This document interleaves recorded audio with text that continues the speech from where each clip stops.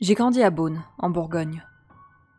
La ville est principalement connue pour ses vignobles et ses hospices, qui apparaissent notamment dans la Grande Vadrouille avec Bourvil et De Funès. Jusqu'à mes 11 ans, et mon entrée au collège, ma famille et moi vivions dans le quartier des Échaliers. Et j'allais à l'école primaire du même nom. Celle-ci était littéralement à 50 mètres de chez moi. Et je n'oublierai jamais le petit bateau pirate installé dans la bibliothèque. Une attraction qui faisait la jalousie des autres établissements de la ville. À cette époque, j'adorais l'école. Et nos professeurs étaient extraordinaires. Nous avons eu régulièrement droit à diverses sorties culturelles. Ce qui ne manquait pas d'animer nos journées.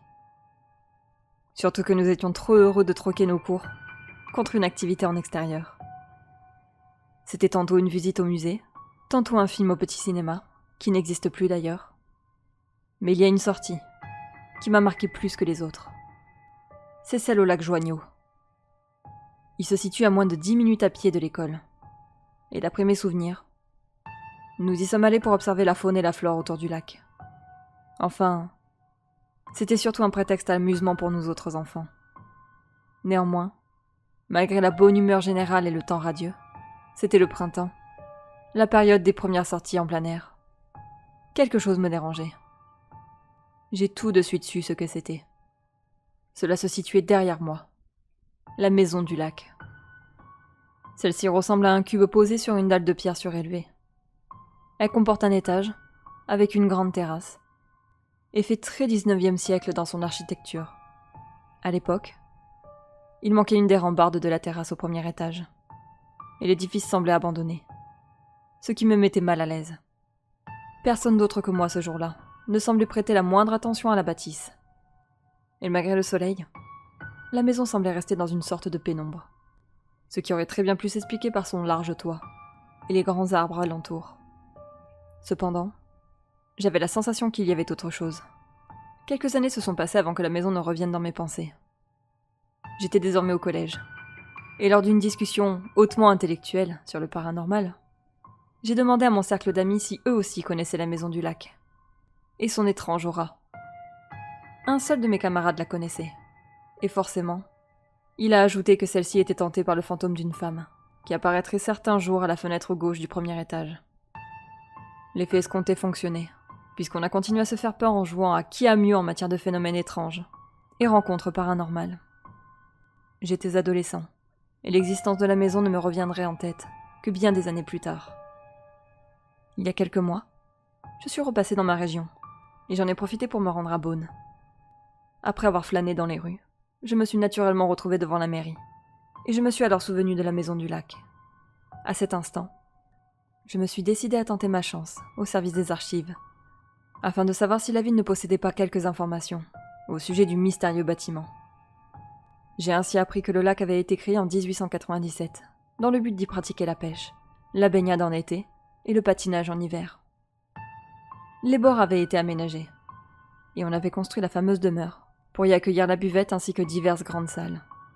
Le déclin des lieux avait débuté dans les années 30, à partir desquelles les propriétaires de ceux-ci s'étaient succédés. Toutes ces informations sont d'ailleurs disponibles en ligne, avec davantage de détails. Mais rien dans tout ça ne semblait indiquer un quelconque événement mystérieux, capable d'éclaircir mes souvenirs de jeunesse. Devant mon air quelque peu déçu, une des documentalistes m'a demandé ce que j'espérais trouver dans ces documents. Je lui ai alors parlé de la maison, et du sentiment étrange que celle-ci m'avait procuré étant enfant. Stupéfaite, elle m'a raconté que la maison avait fait l'objet de pas mal de rumeurs dans les années 80, et qu'elle était prétendument hantée. Là encore, on disait qu'une femme pouvait être aperçue à la fenêtre gauche du premier étage. Mon interlocutrice m'a apporté davantage de détails sur la légende, en me faisant part d'une histoire que les jeunes de l'époque racontaient. A priori, le lac était apparemment un lieu prisé de l'avant-guerre, et beaucoup de familles venaient profiter de l'atmosphère festive. Une femme, qui d'après les dires se serait appelée Joséphine, y venait tous les week-ends avec son mari et leur unique enfant. Il n'était pas rare de la voir accoudée à la balustrade de l'étage, faisant de grands signes à son fils qui s'amusait alors sur le lac avec ses amis. Mais ce bonheur s'était assombri, lorsque pendant la Grande Guerre, elle avait perdu presque coup sur coup son fils de la tuberculose et son mari sur le champ de bataille. Joséphine avait dépéri en quelques mois, avant de mourir à l'hôpital. Et selon la légende, Ces derniers mots auraient évoqué les temps heureux passés autour du lac. Dès lors, l'atmosphère du lac de Joigno n'a plus été aussi joviale qu'auparavant, la guerre étant aussi passée par là. L'endroit n'attirait plus vraiment, et une succession de réglementations avait fini par mettre à mal l'endroit. De ce fait, les propriétaires ne restaient jamais longtemps les mêmes.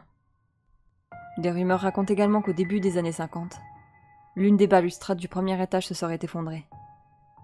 Celle-là même où se tenait Joséphine auparavant, entraînant dans sa chute un petit garçon de 10 ans.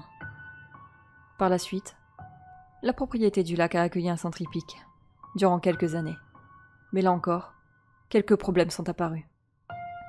Contre-performance, myosite, teigne, et de nouveau, la maison a changé de propriétaire. On raconte aussi que les portes de l'étage seraient capables de se verrouiller et de se déverrouiller toutes seules, et qu'il y ferait constamment froid.